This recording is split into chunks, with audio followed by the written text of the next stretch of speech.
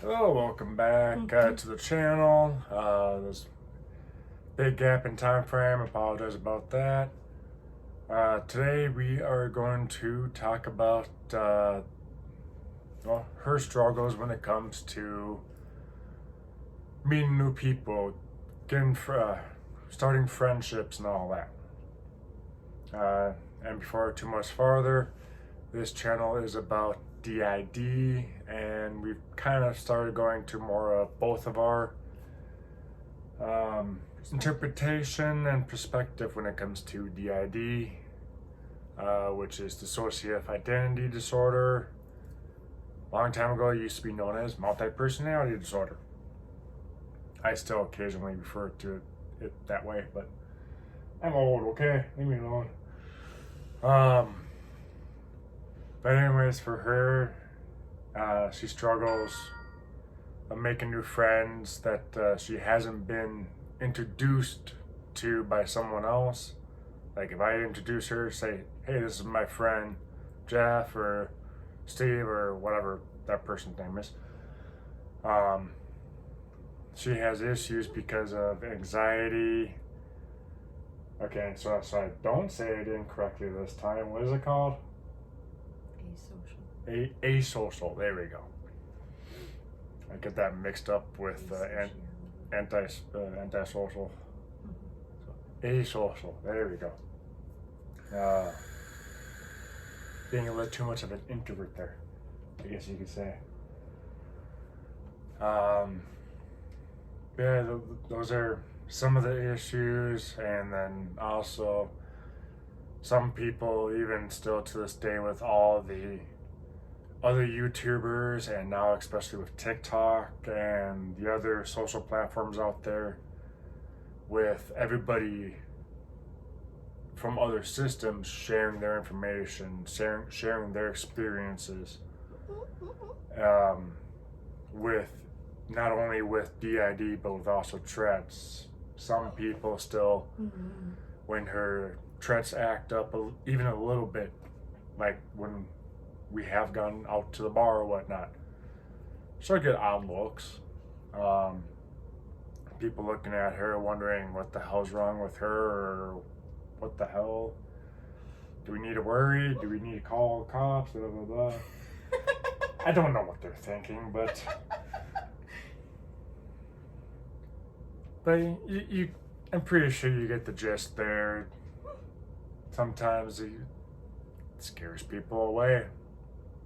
And also with her being a system, one part might become friends with someone and then they switch out. Now the new part that's out, the new alter, has no clue who the person is. Unless they have really good communication, like if they're co-conning, or they kind of like, as they're going back in, I guess you can say, give a debrief. Okay, good example there. About what's going on outside, the new people, this and that. So, but I know with her communication getting better internally, we are kind of hoping that will not be an issue and get some new friends, maybe. Shift yeah. I don't know.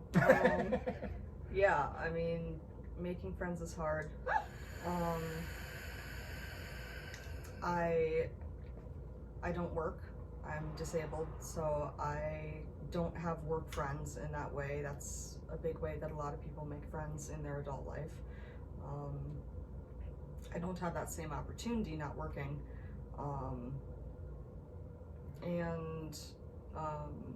Yeah, my anxiety gets in the way quite a bit. The anxiety goes through a lot of the system, and yeah, lots of social anxiety, very introverted for the most part, and you know, I don't read people very well, so I worry about misinterpretation. I worry about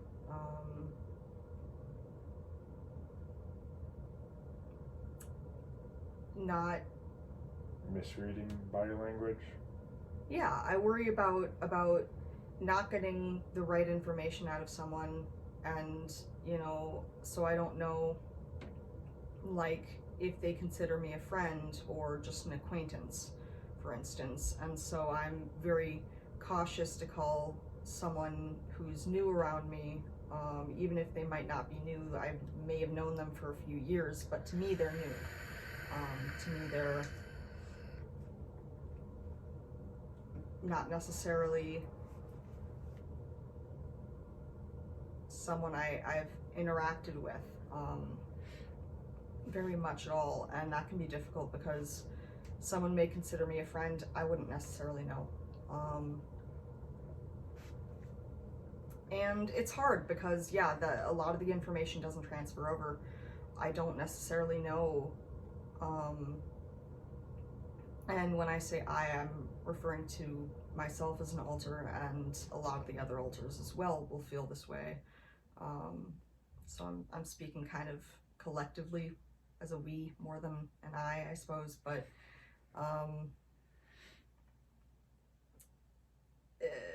it doesn't necessarily transfer over information details such as, what are the person's likes and dislikes? What memories do we have together already? What interactions have we already had? And so without that communication there,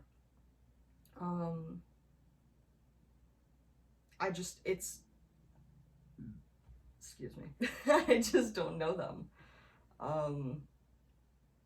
And I don't know how to necessarily act appropriately. I've had to study quite a bit up on body language and things like that. Body language, I'm trying to think of other examples.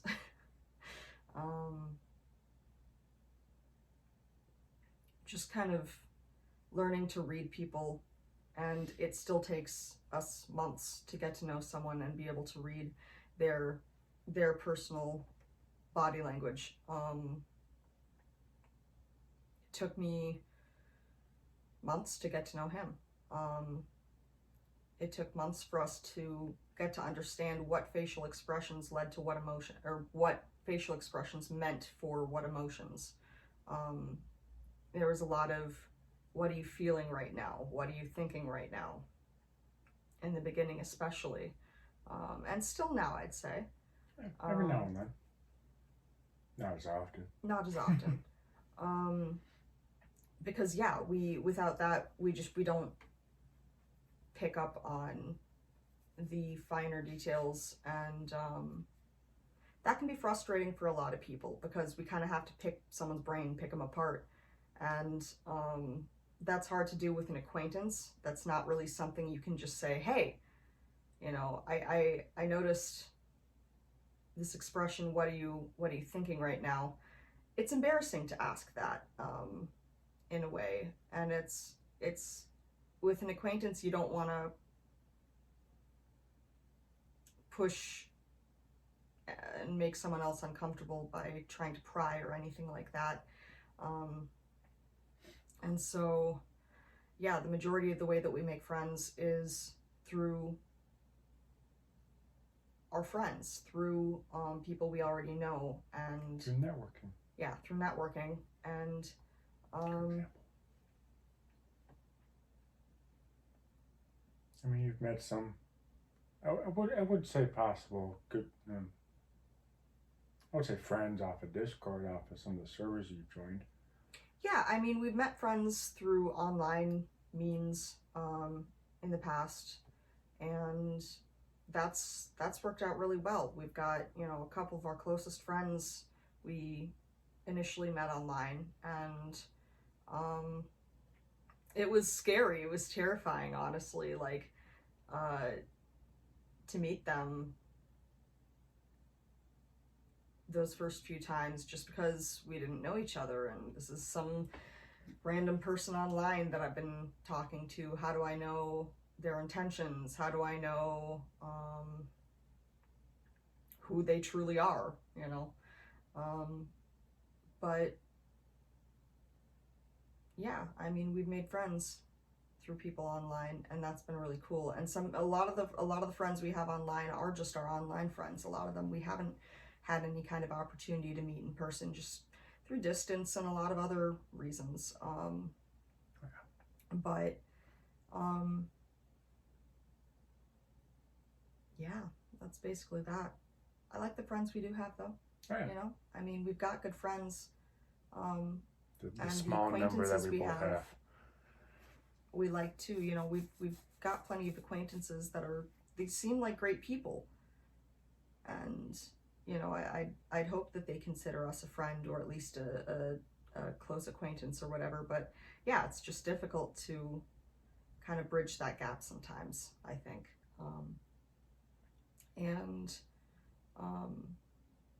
I'd like to know how other systems do it, how other systems make their friendships, if they're making their friendships through schooling, through work, through other activities outside the house. We don't really get out too much because of our social anxiety and just energy levels. Yep. And I was gonna say lack of energy. Yeah, lack of energy, lack of motivation. Depression, I think, gets in the way as well. You know,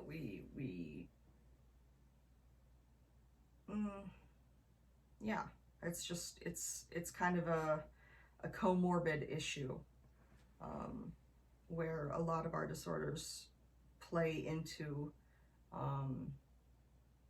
the struggle in finding friends and maintaining friends. I think we do pretty well at. It's just a matter of making it from that acquaintanceship to that friendship.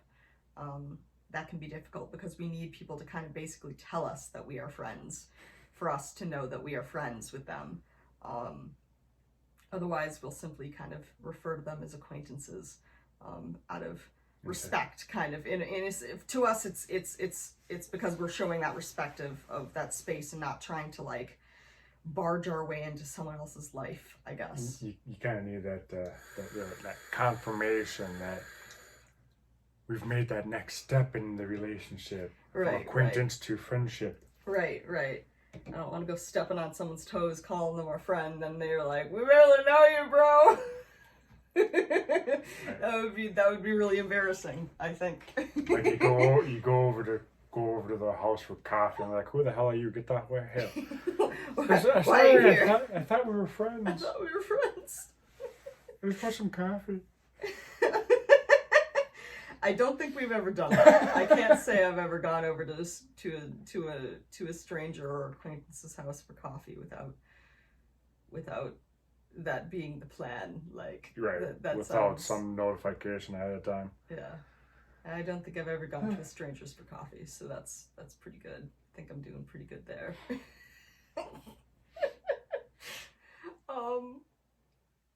And do you think of anything else to add? No, not really. This is kind of a mess of a video. Alright, thank you for watching. If you watched all the way up to this point, I know it's a little bit of a long video, sorry about that. Yeah, a friend of ours actually gave us some ideas, so hopefully we can get some more videos up again here pretty soon. Hopefully maybe another one this weekend, maybe? We'll see. We'll see. If it happens, it happens. Right. You'll know. Right. As long as you've hit the subscribe and the bell, you get notified whenever we upload another video. And hopefully it's sooner than later. And hopefully we can keep them going. It's been a struggle lately for us. But thank you for hanging in there.